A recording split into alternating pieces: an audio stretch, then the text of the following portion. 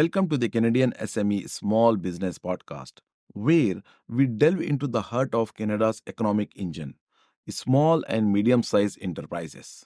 This is your host, SK. SMEs are crucial for economic growth, innovation, and employment across Canada, making up the vast majority of businesses and being pivotal in fostering community development and sustainability. Today, we are focusing on a topic that resonates with every entrepreneur out there: mastering the art of sales and negotiation through the science of persuasion. Understanding and applying psychological principles can dramatically improve your business outcomes, turning every negotiation into an opportunity for success.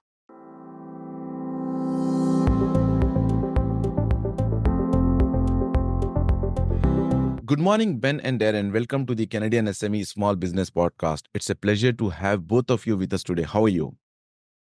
Doing great, thanks. Great to be here. Appreciate the invite. Are you? I'm doing great. Thank you so much for accepting our invite. Like, having you here is truly an honor. The path you have both taken from initially learning the basics of sales to becoming experts in the art of persuasion is nothing short of remarkable. Our audience is keen to hear about your experiences and gain invaluable insights on incorporating psychological principles into their business strategies. So let's start discussing about the entrepreneurial journey. Embarking on an entrepreneur journey is a profound experience filled with challenges, learning, and growth. It's a path that shapes not only businesses but also the individuals behind them. Ben, could you take us through your entrepreneurial journey? Specifically, I'm interested in hearing about the pivotal moments that shaped your path and the lessons you have learned along the way. Yeah, for sure. It's actually been an interesting path for Darren and I. I don't think either of us ever intended to launch a new business or anything like that. It's really grown and become a thing for us very organically. So it actually started. So me and Darren used to be on the same team in our day jobs, and he came to me one day and said, "Hey, can I get us some time in our team meeting? Because I've learned these psychology tactics that have been working really well in sales calls." And I was like, "Yeah, sure. Take 20 minutes." He presented to the team. Everybody loved it. They were great ideas. I've started using them since then. And I said, "Hey, Darren, why don't you start a newsletter? Just send it out to other salespeople. This is super valuable and it's really easy to do." Life gets in the way. And then I think it was probably like 6 or 8 months later, we actually switched roles in our day job and we're no longer on the same team. And I said, "Hey, now that we're not the same team, that's not a conflict. Let's do this together." So about a year ago, we sent out our very first ever Captivate newsletter. We've been doing that for a few months, getting really nice feedback. People seem to like it, which was awesome. And then one of the teams here said, like, "Hey, can you do this as a training for our new hires?" I was like, "Oh, we haven't thought about doing this as like a presentation. It was just a newsletter," but we said, "Sure, why not?" And the opportunity there kind of presented itself. And we did a few of those. And like, this is getting really good feedback. People seem to enjoy it. We've got a good thing going on the presentation front. And then it just kind of snowballed from there, as getting into more and more speaking things. We've done a whole bunch of engagements: Toronto Board of Trade, the Canadian Marketing Association, now Canadian SME here today, and we continue to work on it. We continue to refine, but coming back to us as our entrepreneurial journey, it was never that defined with a clear mission or vision. It was something that has really kind of grown, and opportunities that present itself, like being here with you today, have come up, and we're just having a lot of fun figuring it out as we go, I'd say. Yeah, like how can we subscribe to the newsletter? Like, if any of our audience or any listeners, how can we subscribe to it? Well, thank you. I sound a little less shameless for promoting it when you add. It's captivatenewsletter.substack.com. I think we could probably share that in the show notes for the podcast after the Yes, fact, for or sure. if you're following me and Darren on LinkedIn, we post to it from our profile pages. There is another easy way to find it. For sure. And Ben, looking back, is there anything you would have done differently or any advice you wish you had received at the beginning of your journey? Honestly, the biggest thing for me would have just been to start sooner. And I think you hear this all the time, that if you wait for your product or your idea to be 100% perfect, you've waited too long. I think Darren and I could have launched as as the newsletter probably 6 months before we did. We were just talking about it and bouncing ideas around. And I think we should just, put something out there and iterate on that feedback. So that would be the biggest advice I would have for anybody considering launching anything, whether it's a side hustle, a new business, whatever it is. Just put it out there. Start as fast as you can. Your journey is incredibly inspiring and offers valuable insights for both aspiring and seasoned entrepreneurs. It's a reminder that while the path of entrepreneurship is seldom straight, it is rich with opportunities for personal and professional development. Thank you for sharing your story, Ben. I just want to add that Ben was being incredibly humble when he was sharing his journey. He has such a long-standing, decades of reputation in the industry. I was actually reporting to Ben, and he was teaching me so many things. So he made it sound like I came out with this cool thing, and then I came to share, and like, let's do this thing. He was the main driving force of a lot of the stuff that we do. He pushed us to Captivate.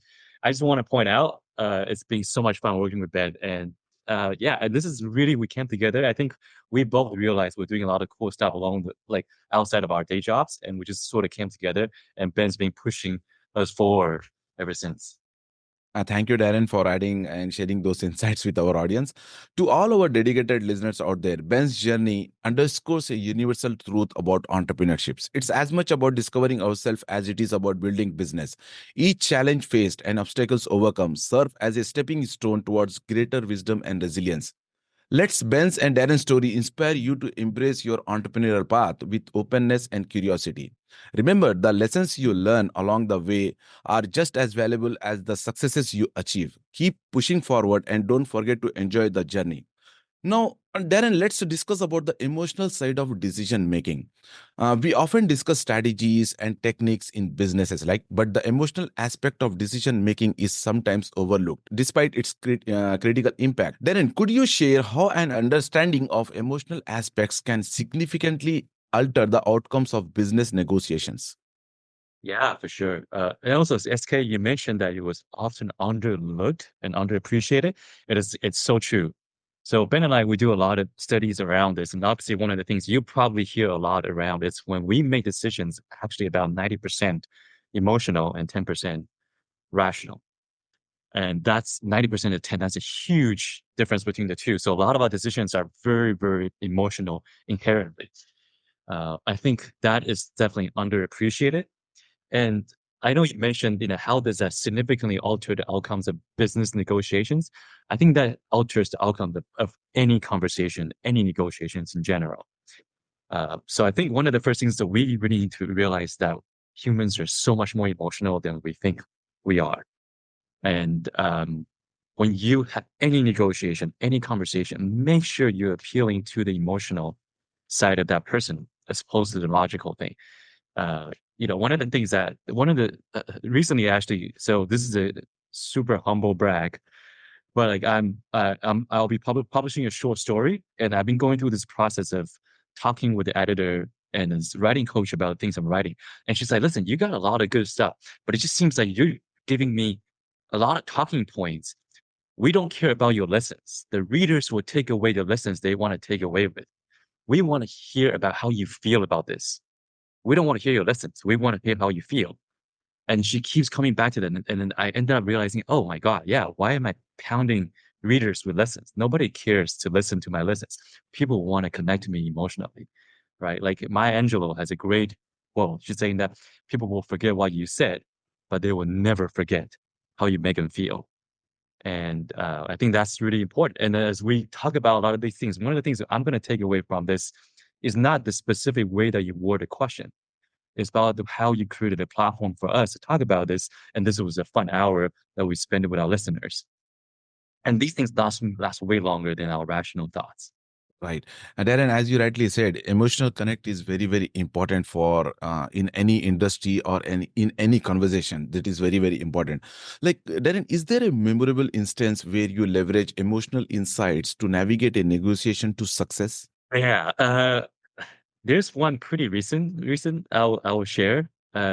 So we've been trying to figure out if us and our neighbors want to actually potentially put our entire collective land for land assembly. So maybe we could sell together for a developer because there's a lot of condos going around.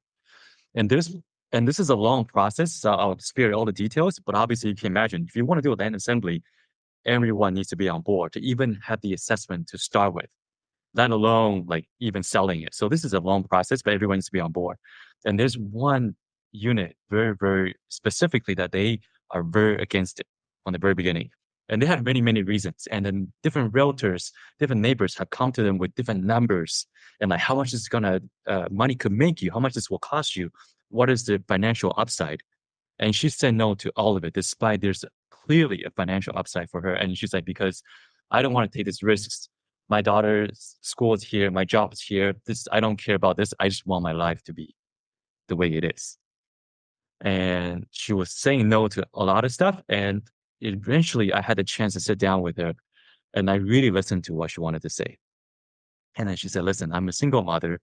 My daughter's school is nearby. I'm worried about this. I'm worried about that. If I take this risk, I might not have a backup plan and everything. So listening to all her risks and all her sort of analysis that she's going on, I realized what she really cares about at the end of the day is her daughter's well-being. So I'm like, okay, so maybe we should stop pounding her with numbers. We should talk about, hey, if this deal does go through, this is the type of financial gains that you could have for your daughter. Now you're looking at an entirely different future for your daughter that you could potentially provide, way better than the one that you currently have planned for. Let alone the fact that if this land simply doesn't go through, you still have your current home. It's not that you lose this home. So you only have the upside to gain. Would that make you feel better that we can come up with a plan to potentially give your daughter an even better future that you're currently thinking of? And that is a very different conversation. And now it's just open to this conversation. So I think one of the things that we always forget about is that we're going with like a lot of rational, logical thoughts, and we want people to agree with you. But in winning the battle, you lose the war. You have to really listen to what people want and really appeal to it. Because you have to understand a lot of the things we think we're being irrational, but what we really do is we're being emotional. And then retroactively, we use our logic to justify the emotional decision. We think it's the other way around, but it's not. And I think that happens a lot in negotiation. You just have to navigate those emotions. Right. That's a powerful example, Darren. It really underscores the importance of turning into the emotional dynamics at play in business settings. Listeners, as we navigate through the intricate dance of emotions and decision making in business, it's crucial to remember that behind every transaction, negotiation, or partnership, there are human beings with hopes, fears, and dreams. This segment reminds us the power of empathy and understanding in our entrepreneurial endeavors. As you reflect on Ben's and Darren's insights, consider how you can apply a more emotionally intelligent approach in your interactions. It's these connections that often lead to the most meaningful and lasting business relationship. Now, coming back to our discussion, Ben, let's discuss about the three basic human truths of change and decision making. Moving on to the psychological underpinnings of our decisions, you often reference three basic human truths. This framework seems essential for effective persuasion. Could you elaborate on these three truths and how they apply to change and decision making in a business context? Yeah, you bet. So we actually came up with this the first time we did a speaking kind of presentation for Captivate. We were looking at all of the different tactics that we had researched and written about, and like, how should we group these together to make the presentation flow? And it kind of hit us like all of these different tactics, pretty much everything that we had researched fell into these three kind of key themes. And so we started calling those the three basic human truths of change in decision making.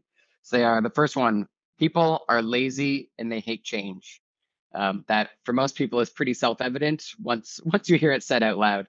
The second one is people buy from people. And SK, I think you were just talking about this, about like, especially, or even in B2B, there's a human behind there and understanding that it's a relationship there. And the third one is that perceptions can and do change constantly.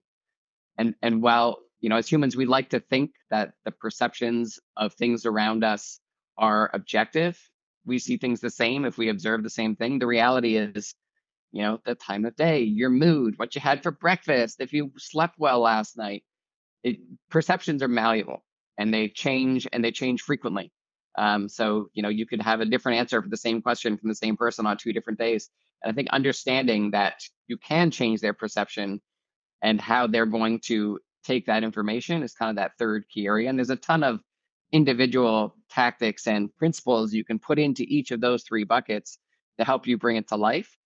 But we say, like, no matter what you're doing, no matter what you're trying to influence or persuade someone, if you take those three basic truths as like your core foundation, readjust your approach to fit with those. And if you do that, you will be much more successful. So, like, as you're preparing, check off those three boxes. Am I taking into account that people are lazy and hate change? Am I taking into account that they're buying from people? Am I taking into account that their perceptions are changing and that they're malleable? And if yes, then your odds of success are going to be much higher. Right. And Ben, how might small business owners apply these truths directly to improve their sales or negotiation strategies? Yeah, and I think a lot of it comes down to your preparation. And, when we do a speaking engagement, we will leave the audience with, like, here's our checklist before a meeting. And it kind of goes through a bunch of the specific tactics. So, for example, one of the things that we often talk about is priming and anchoring. So if you are going into a negotiation and you're leading that meeting, you have a great opportunity to set an anchor or to set a priming example, introduce a stimulus that is going to influence how they perceive or how they are likely to make that decision. And preparing that in advance across those different dimensions, across those three basic human truths is, it doesn't take long. It's, 10 extra minutes of prep, but it is going to increase the likelihood of success significantly. And it's a huge ROI on a small investment of time. Yeah. Understanding this human truth offers a foundational strategy for many entrepreneurs. And it's clear how this knowledge can be a game changer in business interactions. Thank you so much, Ben, for sharing this with our audience. Now, let's discuss about the tactics for enhancing power of persuasion. As everyone knows, persuasion is both an art and a science. Within this, certain tactics can be learned and applied to enhance one's persuasive abilities. And this question is for both. What are some of your favorite, easy to implement tactics for increasing one's powers of persuasion in business? Yeah, so I'm happy to jump in first. There's one tactic that I use all the time. It's actually from improv comedy. And fun fact, Darren is actually a part-time comedian on the side, but it's called yes and. The idea is that when somebody says something to you that you might disagree with, or you might not like where they're going, it's very easy to say no or get your guard up, but you need to make your default reply start with yes and. So you might say, hey, Ben, I think your new haircut's ugly. And I could say, yes, and I'm trying something new. I appreciate your feedback. And I'll think about what I might do my next haircut. So I don't have to agree with you, but starting with yes and lets me validate what you're saying. It makes you feel heard. It gives us that instant connection because I validated what you're thinking and what you're feeling. And then I have the opportunity to kind of shift from there. And now, when you're in an environment where you're working with a lot of people, a lot of different views, a lot of different opinions, it's so easy to just kind of be like, no, I don't think that's going to work. And even if you think that, the moment you say it out loud, that connection is lost. If you make yes and your default two words, it's so easy to implement, but it's so powerful in building that connection and keeping that positive momentum in any sort of conversation, especially in negotiation. One of the negotiation tactics that I really like is actually something called the Maya principle. It stands for the most advanced yet acceptable. So this is actually a term coined by industrial designer Raymond Loewy. So the whole idea is that you're designing something, a new product, you have to try to balance out a very, very new product with something that's actually old and familiar, right? Anything that's too new, Ben said it earlier, people are not ready for a lot of change. They can't accept it. Of course, anything that's too old, then that's not exciting enough. You have to strike that balancing between the old and the new when you're designing a new product. And that becomes something that's actually very, very true also in your communication, in your negotiation, right? When you're negotiating with someone, if you come up with an idea that is so out there, it's very difficult for anyone to take that lead with you. You lose them along the way. Of course, your idea is too old. Why would you? What are we even talking about here? And one of the good things that come out of this sort of industrial designing principle is that when we talk to someone, if you want to introduce a new idea, you should always first have a foundation. what is familiar, what is we both agree on. And once you establish a rapport, similar to what Ben said about yes and, we're on the same page. What we're about to talk about is very similar to what you are already doing, and we just want to make it better. And then you can then challenge them, like, based on this common ground, can we make it even better? And this whole Maya principle, most advanced yet acceptable, is something that we really love. And we will encourage everyone to try to build that into your negotiation process. Thank you. Like, could you give an example, like, of how one of these tactics can be applied in a day-to-day business scenario? Well, I've got a great example for the Maya principle, actually. So I think it was like 6 or 8 months ago, my team of work was going through a reorganization. So we were kind of changing a whole bunch of what our mandate was as a team. Some of the clients were changing. And, back to those three basic human truths, people don't like change. I knew that as the leader, I had to be very intentional about how I was selling that in. So thinking of, starting, based on the Maya principle, start with that foundation of what's familiar before moving on to the change. The first thing I did, I said, like, yes, we're about to go through a change and I'm going to give you the details, but I want to start with what's not changing. I said, your client list isn't changing, your manager isn't changing, the people on your team aren't changing, the products we work on aren't changing. And it created that comfortable foundation for everybody that then gave me kind of license to then move on to the new changes. And that was a great way, think about that internal negotiation and change management. That was a really helpful way, and I've recommended it to a lot of other managers since then because it did prove to be so effective. But to help bring people along on a change journey for sure. I love that example Ben just gave out, because imagine he said the exact same things, but reverse the order. He said, we're going through a lot of changes, and these are all the things that are changing. Everyone's going to be so uneasy. And then he's like, well, but wait. These are the things that are not changing. All of a sudden, he's defending. He's trying to justify for whatever he's trying to defend what he's trying to say.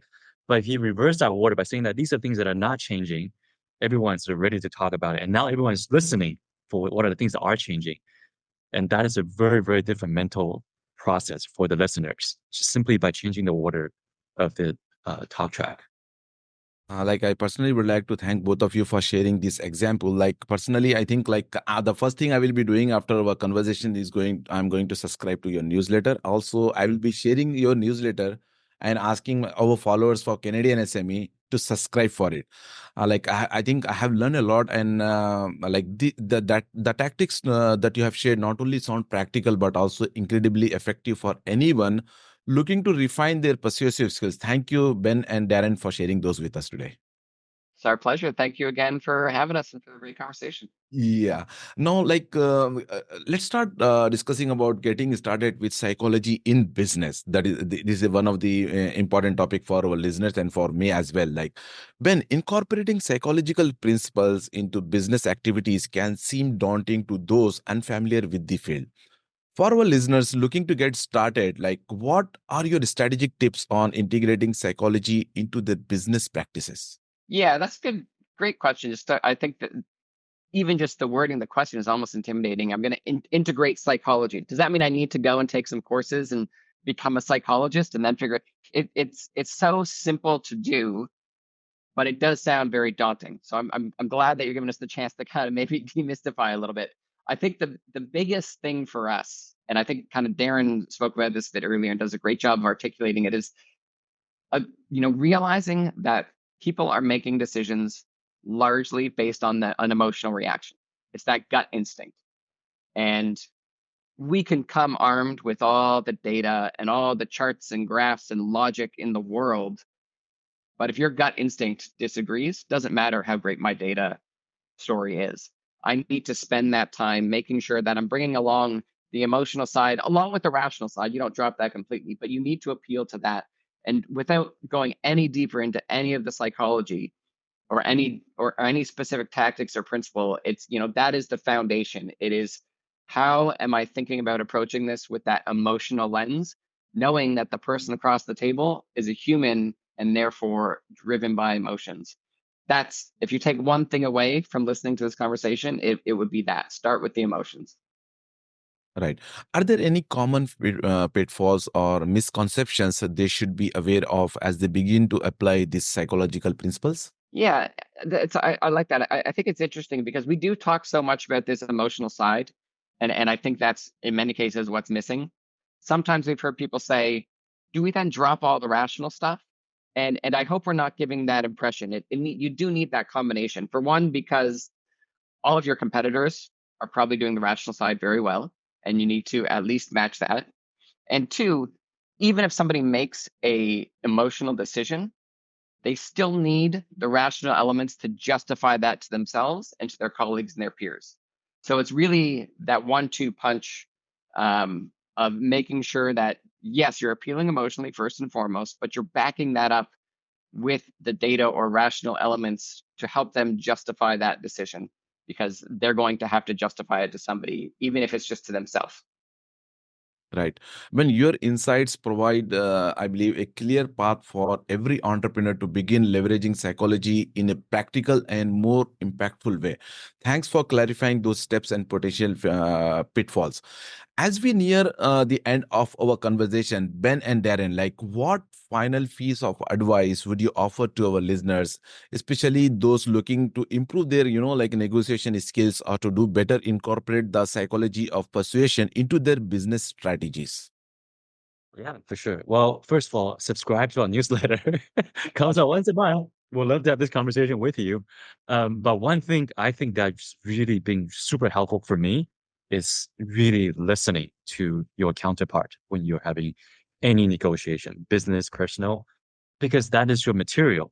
That is exactly how you understand what emotions they respond to the most. Do they care?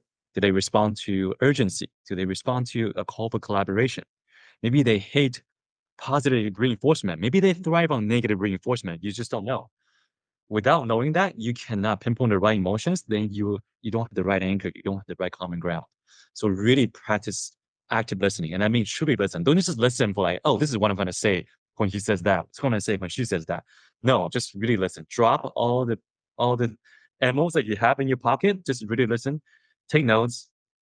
Listen to what they're trying to tell you beyond those words. When they say that, oh, I can't do that now. Maybe the keyword is now. Maybe something is wrong in terms of timeline. Maybe something's wrong in terms of resources. Listen to those clues, and that will help you tease out what's the underlying emotion in the whole process of communication and persuasion.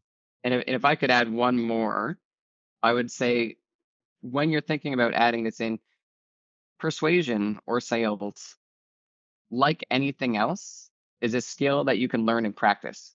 So I think being intentional about that practice um, is so important in terms of building up that skill set and making it part of your toolkit.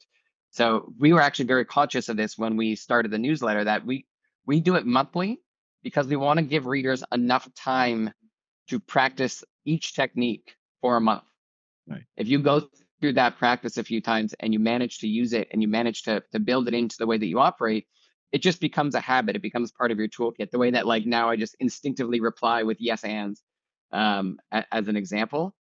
And we actually in the newsletter we will include at the end of it, here's your monthly challenge because we want to make sure you are putting it into practice and actually using it and trying it and refining it and making sure that it's part of your ongoing repertoire as opposed to, and it's so easy to do this. You read this interesting book, you get these interesting ideas, you're like, oh yeah, that's great. I learned so much, and then never use it. So be intentional with your practice so that you actually get the value from it. Thank you, Ben and Darren, for sharing your piece of advice with our listeners. It was a great pleasure hosting both of you at the Canadian SME Small Business Podcast. Thank you so much. Wrapping up today's episode, a huge thanks to Ben and Darren for their insights on decision making, human truths, and persuasion tactics. It's clear understanding the emotional aspect of business can revolutionize negotiation and connections. Thanks to our listeners and also thanks to our partners RBC, UPS, Zero, Constant Contact for the generous support. Dive into more small business tips at CanadianSME.ca. Stay inspired, support Canadian small businesses, and catch up next time for more growth strategies. Here's to your success.